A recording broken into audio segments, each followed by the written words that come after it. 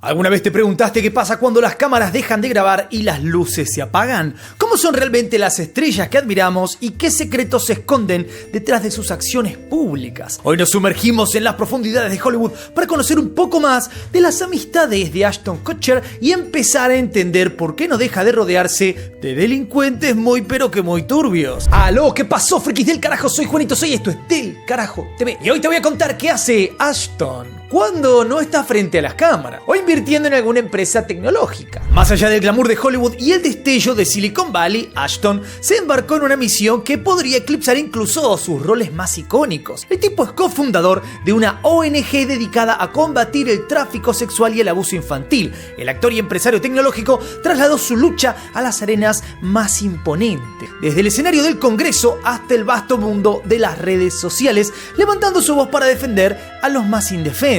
Una cruzada noble, como quien dice, ¿no? Que cosechó respeto, cariño, aplausos a nivel mundial. Pero, como suele suceder en el mundo complejo, complicado de Hollywood, detrás de cada gesto de altruismo siempre hay algo. Siempre aparece algo. Imagínate por un momento a Ashton Kutcher no como el carismático protagonista de comedias románticas o el empresario exitoso, sino como un caballero moderno, luchando contra dragones contemporáneos que acechan la inocencia. Una visión poderosa, épica, sí es verdad, pero incluso en este cuento de hadas del siglo XXI, las líneas entre el bien y el mal se entrelazan y los dragones, en algunas ocasiones, pueden ser amigos del caballero. ¿Cómo? ¿El caballero que lucha es amigo del tipo con el que está luchando? ¿Cómo? Y acá es donde radica el dilema de este video. ¿Es posible separar al hombre del artista, al filántropo del individuo que mantiene lazos con figuras cuestionables o directamente con delincuentes? ¿Podemos aplaudir y apreciar a alguien que hace algo positivo con una ONG, por ejemplo, mientras que a la vez es amigo de las mismas personas contra las que lucha su ONG? Raro. Hablemos de uno de los temas del momento y es su relación con Diddy, uno de los hombres justamente del momento. Imagínate esta escena, una llamada telefónica que podría haber salido de una película de terror de Hollywood, de una de suspenso. Ashton, en The Late Show con James Corden, contó que todo comenzó cuando Diddy se enteró que Ashton planeaba hacerle una broma pesada en Punk'd, el programa que tenía en MTV. La respuesta de Diddy fue algo así como un aviso entre líneas. Le dijo algo como: mejor pensátelo 2 veces antes de hacerme una broma. Pero lejos de ser el fin de que quede todo mal, esta tensa llamada fue el comienzo de una amistad que se fortaleció con el tiempo. Los dos, maestros del mundo del espectáculo, no solo compartieron escenario, sino que también se sumergieron juntos en la vibrante vida nocturna y las fiestas que solo Hollywood puede ofrecer. ¿Entendiste cuál fue el primer contacto directo entre los dos, no? Cuando le iba a hacer una broma uno al otro y el otro llamó amenazándolo. Que ni se le ocurra. Pero no todo lo que brilla es oro, ¿verdad? En una entrevista en el año 2019 en Hot Ones, Ashton se puso serio y esquivó preguntas sobre las infames fiestas de Diddy, estas que lo han llevado a la justicia. Con rumores de actividades turbias en estas mega fiestas, nuestro querido amigo Ashton optó por quedarse en silencio. Una jugada que hoy en día cobra mucho más sentido con Diddy enfrentando acusaciones un poquito graves. La relación entre Ashton y Diddy no ha sido inmune a los desafíos. Con Diddy enfrentando múltiples demandas y escándalos legales y casas allanadas en 2024, la amistad se puso a prueba. Según reportes, Mila Kunis, que hoy es la esposa de Ashton, tomó una postura muy firme al prohibir cualquier apoyo público de Ashton hacia Diddy durante estos tiempos complicados, lo que destaca las tensiones y el cuidado de la imagen que manejan. Ashton incluso anticipa ser citado como testigo en un posible juicio contra Diddy, un giro que podría revelar un poco más sobre la naturaleza y la profundidad de esta relación entre ellos dos, ¿no? Porque ¿por qué te van a llamar a declarar si no tenés nada que ver en estas cosas raras? Solo conoces a esa persona. Raro. La situación tomó un giro dramático cuando justo antes de que Diddy partiera a las Bahamas o a alguna isla que no se sabe bien cuál es todavía, agentes federales allanaron sus residencias en Los Ángeles y Miami. Las redadas están conectadas a acusaciones serias, tráfico sexual, con 5 ex conocidos del magnate de la música saliendo a la luz con graves denuncias. Este escenario legal no solo pone a Diddy en el centro de la tormenta, sino que también arrastra a Ashton hacia el vórtice legal, claro que sí, por la larga amistad que han tenido. Otra vez, hace un momento, Ashton dijo: uy, no puedo hablar de las fiestas de Diddy. es lo que te conté. Bueno, por estas fiestas, entre otras cosas, es que este hombre ha ido a la justicia, fiestas en las que estuvo el otro. Raro. Para añadir más leña al fuego, recientemente se vio a Ashton Kutcher por Los Ángeles avivando las llamas de la especulación sobre su posible rol en este caso.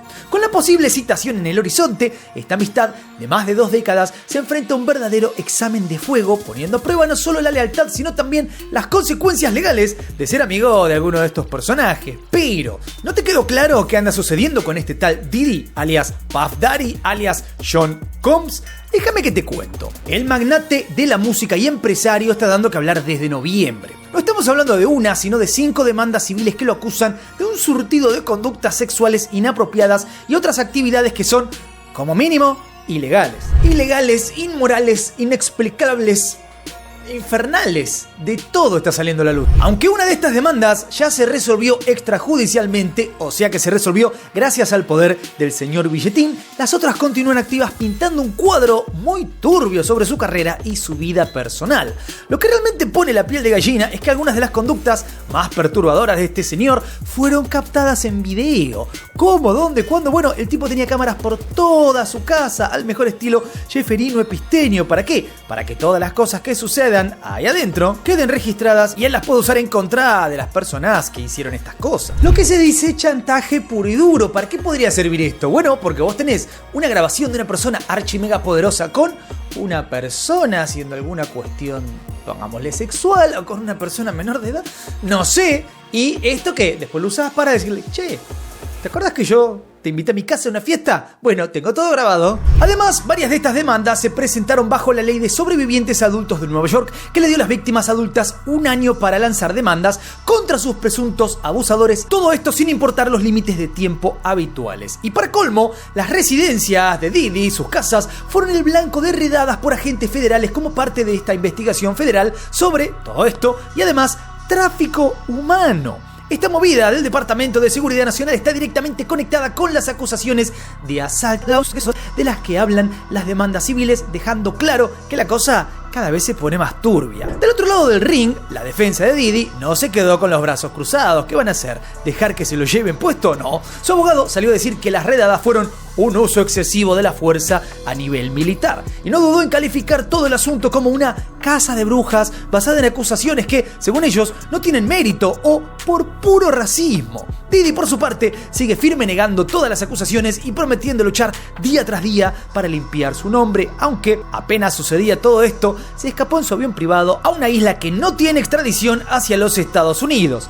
Ningún boludo, es como no está todo bien, pero desaparezco, tiro la bomba de humo y me escapo justo a un sitio donde no me pueden hacer nada. Pero yo soy inocente. Avanzamos entonces en esta compleja red de amistades y lealtades hacia un tema que levanta mucho polvo en el camino. Claro que sí, el apoyo de Ashton Kutcher a Danny Masterson en medio de acusaciones muy graves. Ya hablamos un poquito en un video que hicimos el otro día, hace muy poco, de esto, así que no voy a profundizar mucho, pero en este video de todas las conexiones te lo tengo que nombrar. Danny Masterson es conocido por su papel junto a Ashton en That 70 Show. Enfrentó acusaciones serias que sacudieron los cimientos de su carrera. En este quilombo, Ashton se vio en la difícil posición ¿de qué? De defender a su amigo y coestrella, generando una oleada de críticas y cuestionamientos, porque, repito, el tipo es culpable, pero recibió el total apoyo de Ashton. Kutcher, entonces, defensor de causas contra el abuso y la explotación infantil, encontró su compromiso público en la cuerda floja. Su defensa Masterson, vista por muchos como un acto de lealtad mal colocada,